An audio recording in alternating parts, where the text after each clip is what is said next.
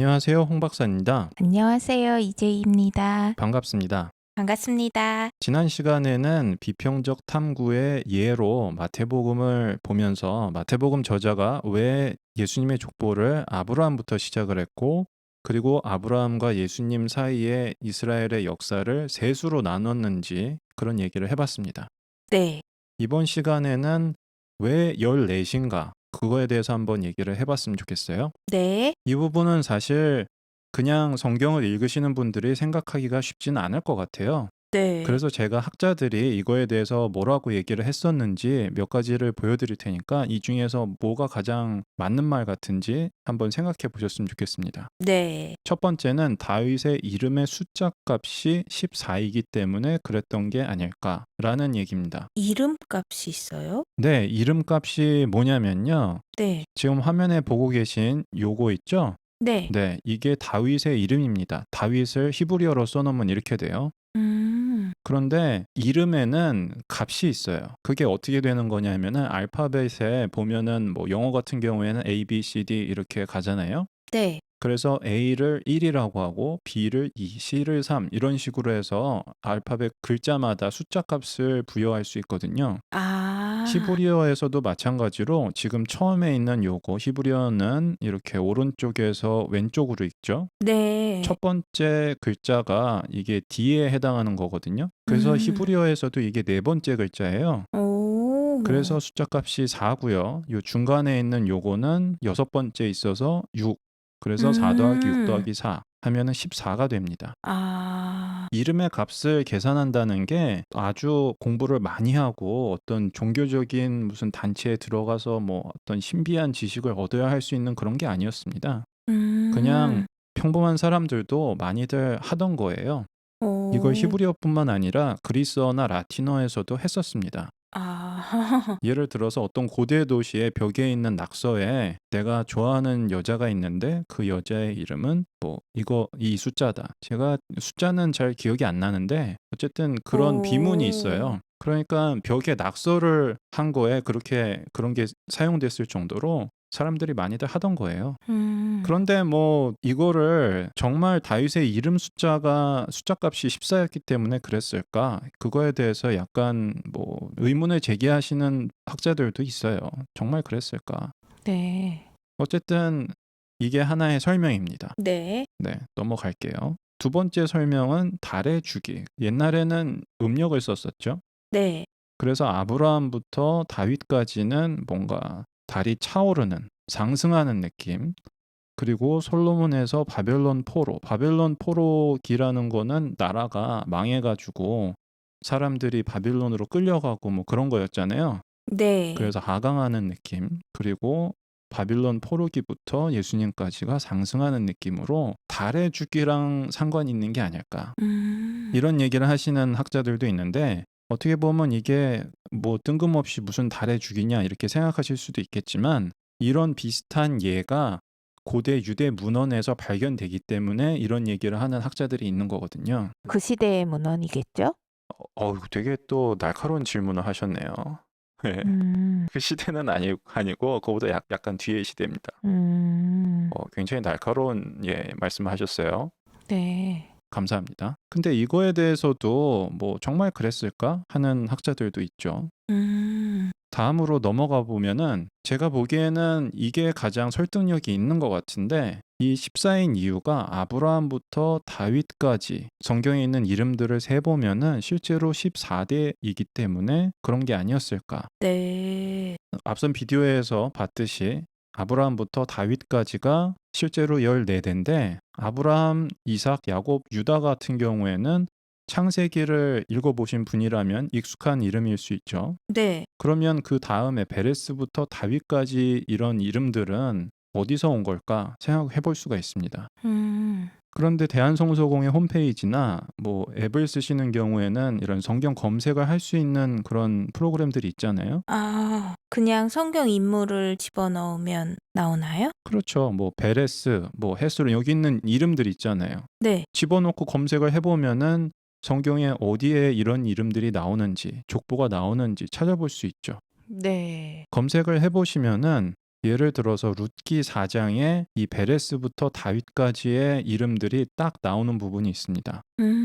그래서 이걸 보면은 마태복음의 저자가 성경을 읽었을 거 아닙니까? 유대인의 성서 그 당시에 읽던 그죠? 네. 읽다가 여기를 보고서 예를 들어서 이거를 갖다가 족보를 쓰면 되겠다. 그렇게 하진 않았을까 생각을 해볼 수 있죠. 그럴 수 있을 것 같아요. 딱 정확하게 썼네요. 네, 딱 뭔가 맞는 느낌이 있죠. 네. 제가 말씀드리고 싶은 거는 마태복음의 저자가 딱 이거를 갖다 썼을 것이다. 그렇지 않을 수도 있지만 마태복음의 저자가 이 모든 이름들을 외우고 있다가 뭐 갑자기 썼을 것 같진 않고 뭔가 보고했을 것 같지 않습니까? 네. 40명이 넘는 그 이름들을 그거를 자기가 외우고 있다가 뭐 쓰진 않았을 것 같지 않아요? 네. 보고 참조해서 썼을 것 같아요. 뭔가를 참조해서 썼을 것 같죠. 네. 예, 그런 생각을 하는 것 자체가 비평적 탐구를 하는 거예요.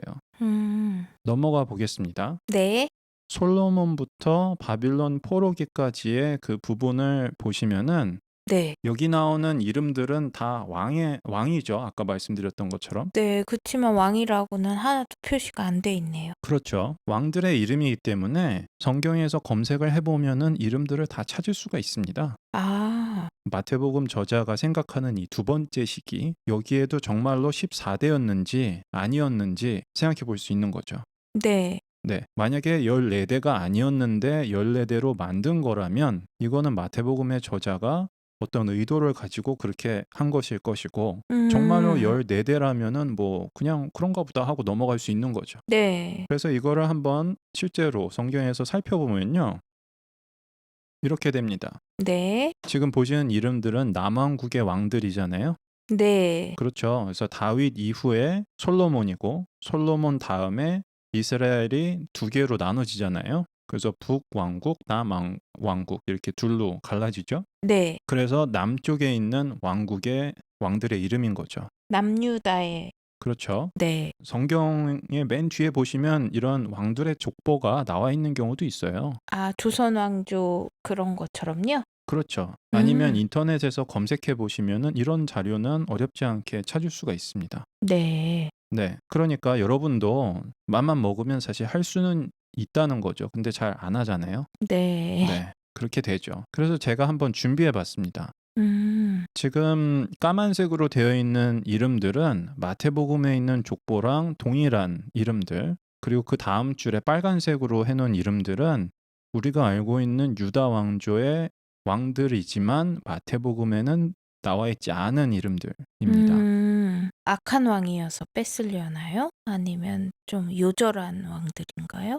이 중에는 제위 시기가 짧은 사람들도 있긴 한데 마태복음 족보에 들어가 있는 사람들이 다 좋은 왕들이냐 하면 그런 거 아니거든요. 네. 그렇지 않습니다. 네. 음.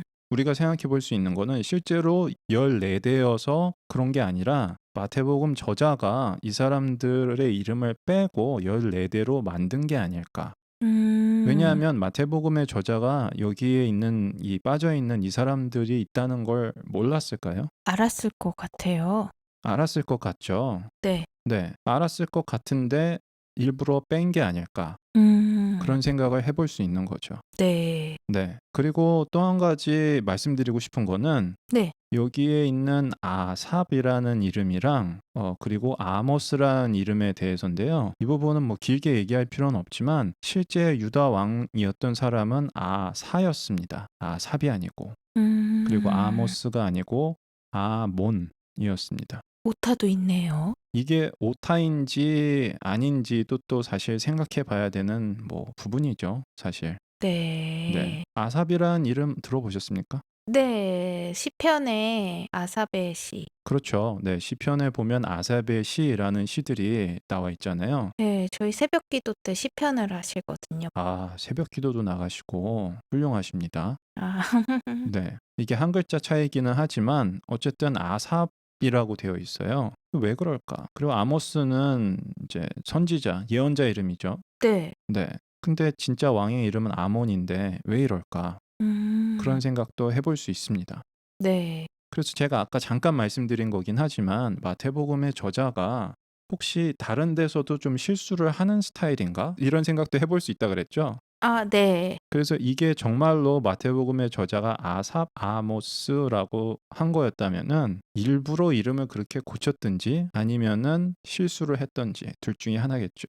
네. 네. 그런데 일부러 고쳤다고 생각하기에는 어떤 이유가 있을까? 아삽이라고 하는 게 그리고 아모스라고 하는 게 어떤 의미가 있을까? 이런 생각을 해볼 수 있거든요. 네. 그럼 이것도 혹시 그냥 실수한 걸까? 음. 아니면 원래 마태복음의 저자는 아사, 아몬이라고 썼는데 또 필사하다가 이 실수가 들어갔나? 뭐 이런 생각들을 해볼 음. 수 있죠. 네. 네. 하지만 우리가 가지고 있는 고대 사본들, 마태복음 사본들을 봤을 때 이거는 마태복음의 본문, 우리가 추적할 수 있는 가장 오래된 본문에서는 아삽이라고 되어 있다고 생각이 되기 때문에 우리가 보고 있는 본문에서도 아삽, 아모스 이렇게 되어 있는 거거든요.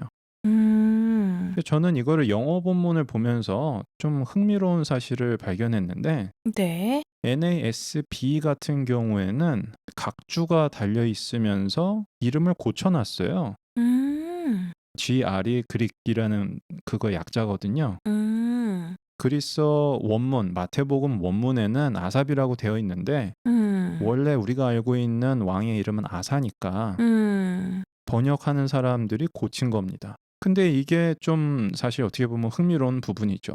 음. 왜냐하면 이걸 영어로 읽는 사람은 그냥 아사, 아몬 하고 그냥 넘어갈 수 있거든요. 네. 이제는 세 번째 시기, 네. 이때는 사실 나라가 망한 이후기 때문에 여기 있는 사람들이 뭐 왕이라든지 뭐 이런 게 아니라서 이 이름들을 찾기가 좀 쉽지 않습니다. 아. 검색을 해봐도 뭐 여기 있는 뭐 아소르 검색해봐도 아무 데도 안 나와요. 음. 네. 그럼에도 불구하고 우리가 생각해 볼 수 있는 거는 네. 마태복음의 저자는 우리가 알지 못하는 어떤 자료를 가지고 있었고 참조했다. 음. 왜냐하면 이거를 아까 말씀드렸다시피 이름을 외우고 있다가 쓴 건 아닐 거 아니에요. 뭔가 보고 쓴 네. 걸 텐데 구약 성서에 나와 있는 이름들이 아니니까 히브리어 음. 성서, 구약 성서 말고 다른 자료들도 뭔가를 보고 썼을 것 같다. 네. 그런 생각을 해볼 수 있고요. 다른 하나는 원래 14대가 아니었는데 음. 14대라고 맞춘 게 아닐까. 이런 생각도 해볼 수 음. 있습니다. 왜냐하면은 이 이스라엘의 역사를 보면은 다윗 왕은 쉽게 생각해서 기원전 1000년 정도라고 할 수 있거든요. 네. 다윗 왕부터 바빌론 포로까지가 대략 한 400년 정도 됩니다. 네. 바빌론 포로가 기원전 586년이거든요. 네네. 그리고 예수님은 보통 기원전 4년 정도라고 생각하거든요. 음. 왜냐하면 헤롯 대왕이라고 마태복음에 보면 나오거든요. 네. 예수님이 헤롯 대왕이 왕일 때 태어났다 이렇게 되어 있는데 네. 헤롯 대왕이 기원전 4년에 죽습니다. 그러니까 아. 예수님은 기원전 4년 혹은 그 이전에 태어났어야 한다고 생각할 수 있죠. 네. 그래서 그게 중요한 게 아니고요. 그냥 이 바빌론 포로부터 예수님 태어날 때까지는 한 600년 가까이 되는 시기라고 할 수 있죠. 음. 그래서 우리가 앞에서 봤을 때 다윗 왕부터 바빌론 포로까지 이르는 대수가 실제로는 14대가 넘었는데 14대로 맞춘 걸 우리가 알 수 있었잖아요. 네. 그런데 여기는 600년 가까이 되는 기간이니까 더 많아야 되는데. 네, 생각해 보면은 14대보다 더 많지 않았을까? 네. 네, 그러니까 이 세 번째 시기도 마태복음의 저자가 14수로 맞춘 게 아닐까? 음. 그렇게 생각을 해볼 수 있습니다. 네. 자, 그래서 마태복음의 저자가 예수님의 족보를 아브라함부터 시작해서 세 수로 나눠서 이렇게 14수로 맞췄다 생각할 수 있는 거죠. 음. 그리고 족보를 통해서 뭔가 하고 싶은 말이 있었다. 이렇게 음. 생각해 볼 수 있는 거죠. 네. 사실 고대에서 역사적인 이야기를 쓸 때는 가장 중요한 목적이 어떤 교훈을 주는 거였거든요. 네. 저자들의 하고 싶은 말, 어떤 메시지, 교훈 같은 게 있고 그거를 전달하기 위해서 이런저런 도구들을 쓰게 되는데 이 음. 족보도 그런 문학적인 장치, 도구 그런 것 중에 하나라고 할 수 있습니다. 오. 대학교에서 역사학 개론 이런 걸 들어보시면은 역사적인 사실을 있는 그대로 가감 없이 써야 한다. 이런 거는 굉장히 현대적인 역사 소술 개념이라는 거를 배우게 됩니다. 예전에는 그냥 스킵하기도 하고 더 늘리기도 하고 그랬나 봐요. 고대에는 방금 말씀드린 것처럼 교훈을 주고 하고 싶은 말을 하는 게 중요한 그 서술의 음. 목적이라고 생각들을 했기 때문에 그게 뭐 네. 이상한 게 아니었어요. 네. 네. 누가복음의 저자는 족보를 다른 방식으로 보여주고 있고 다른 목적을 가지고 있다. 이렇게 생각을 해볼 수가 있습니다. 음. 눈에 띄는 차이점이 누가복음에 있는 족보는 예수님으로부터 시작해서 반대로 거슬러 올라가게 되고요. 그리고 음. 아까 제이 씨가 말씀하신 것처럼 아담까지 올라가요. 아. 그래서 누가복음의 저자가 이 족보를 통해서 하고 싶은 말이 있고 음. 마태복음의 저자가 예수님의 족보를 통해서 하고 싶은 말이 또 따로 있고 이렇게 생각하는 게 맞을 것 같아요. 네, 그렇네요. 그래서 정리를 하자면 우리는 여태까지 마태복음에 있는 예수님의 족보를 살펴보면서 네. 마태복음 저자가 어떤 이야기를 하고 싶구나 음. 이런 생각을 하게 됐습니다. 네. 단지 예수님의 아빠가 누구고 할아버지가 누구고 이런 사실을 전달하기 위해서 하는 게 아니라 이 14 곱하기 3, 14가 3번 있다는 얘기를 하면서 음. 이스라엘의 역사 이야기를 하고 있고 음. 이스라엘의 역사 속에서 하나님이 아브라함에게 약속을 주고 다윗 왕에게 또 언약을 주고 바빌론 포로라는 거대한 역사적인 사건이 있었고 예수님의 탄생이 네. 그런 중요한 역사적인 사건들만큼이나 중요하다. 이런 얘기를 하고 싶은 게 아닐까 네. 생각을 해 볼 수가 있습니다. 네. 그리고 그 마태복음에 있는 족보를 만들어내기 위해서 어떤 자료들을 참고를 했고 그 음. 자료들은 우리도 볼 수 있는 히브리어 성서, 구약 성서에 있는 이름들, 족보들 그런 음. 것들일 수도 있고 우리가 알지 못하는 마태복음 저자는 보고 있었던 어떤 자료도 있었다. 네. 그리고 자기가 보고 있었던 자료를 그냥 갖다가 쓴 게 아니라 편집 작업을 했다는 거죠. 그쵸. 네. 두 번째 그 시기, 두 음. 번째 그룹에서도 왕의 이름을 몇 명을 빼고 이러면서 네. 14수로 맞추고 오타도 났고. 네.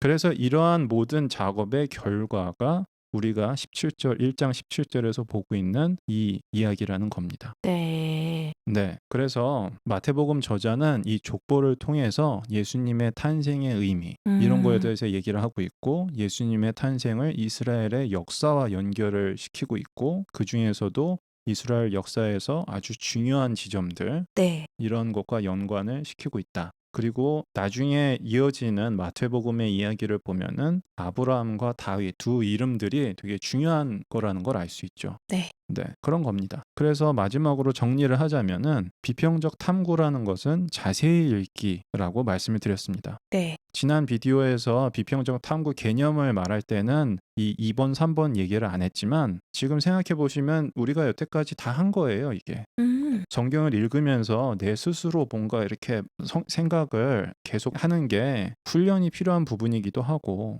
어떻게 네. 보면 에너지가 많이 필요한 부분이라서 네. 네. 어른들 같은 경우에는 일 끝나고 와서 뭐 저녁이나 밤에 시간 잠깐 내서 성서를 읽는데 이렇게까지 막 하는 게 쉽지 않은 부분도 있을 거예요. 네.